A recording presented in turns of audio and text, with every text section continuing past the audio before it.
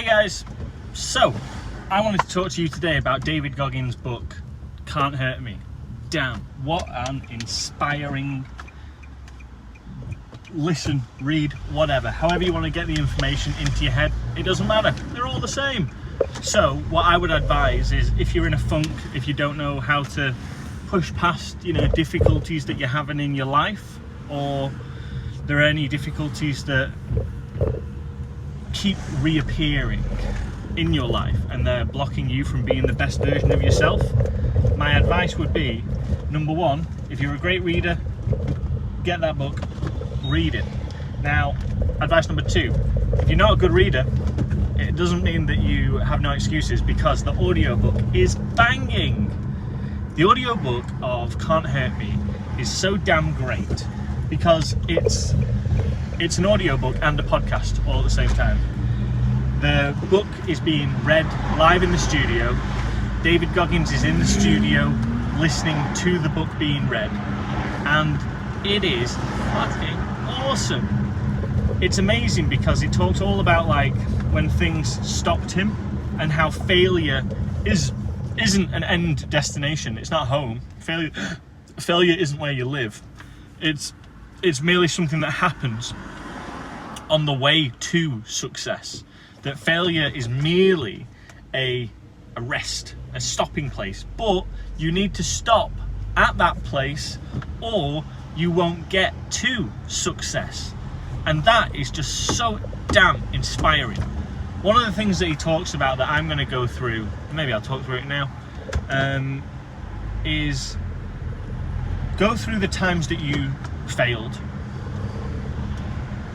in certain areas and do a review. Do a review of why you failed, what you failed at, why you failed, and then do I can't remember what he calls it, like an ARR, like an after something report. And what that essentially means is talk about what went well, talk about the great things, talk about the things that helped you, the reasons that it went well, all that kind of stuff. Then be brutally honest and talk about the failures, the reasons that certain parts didn't work. Now, when you talk about the reasons, some people can get a little bit self-conscious and a bit, uncomfortable because they think failure is a home. But failure is only a home if you choose to live there.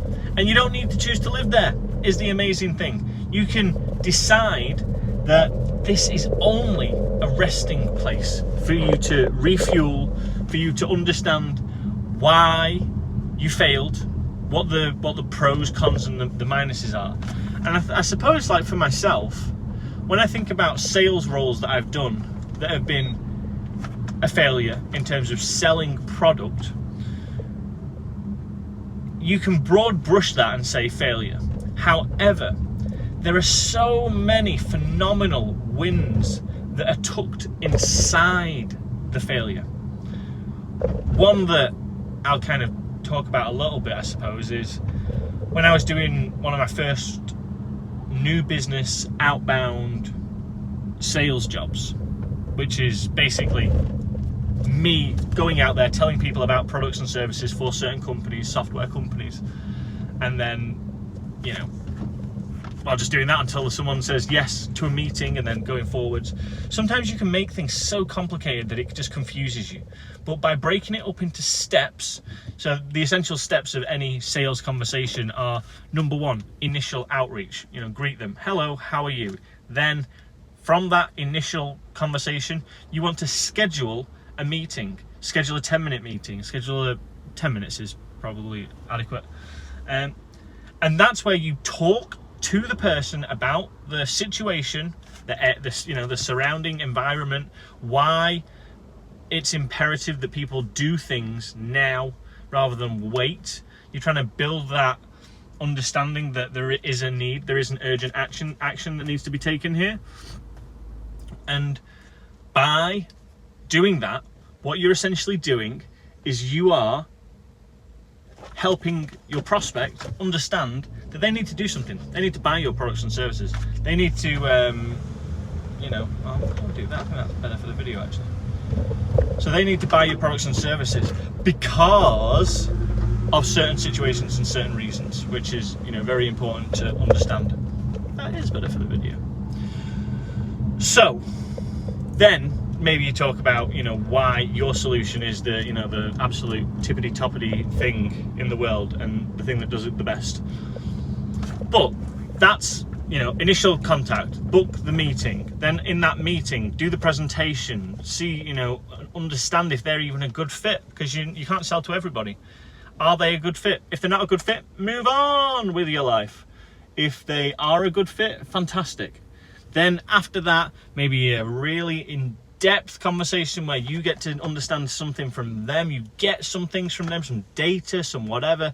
You then give them a very bespoke, custom understanding of X, Y, Z, la, la, la. And then essentially off the back of that, it's conversation, negotiation time, really. Once they say yes, then it's negotiations and then closing the sale. And it's funny, not making sales is a broad brush, and when I've spoken to some friends before, and it's more of a comment on how individuals can view things with a broad brush, which is not the best way to do it, because you miss some of the nuance, some of the detail that's so important. I'll put my AC on. Oh, that feels nice. Oh yeah, that's too loud. So it misses some of the nuance, some of that detail, and that's really where the massive wins are. So if I think back to what I'm really good at, it's that motivation, that grind, that grit, that determination that will not quit until it succeeds, until something starts to give. Cold calling, booking the meetings, that's one of my strong points. Then progressing it through the conversation, that was where I kind of fell down, because I stumbled a little bit on understanding the process, understanding what I needed to understand from them and what they needed to understand from me, so that I could drive the conversation with enough urgency to get it to the close. And so off the back of that's all come from me understanding what it says in Can't Hurt Me. It's just a really damn motivating book. Like, I feel like you can do absolutely anything after listening to that. And it's a great conversation starter, I suppose, as well. You know, have you listened to David Goggins?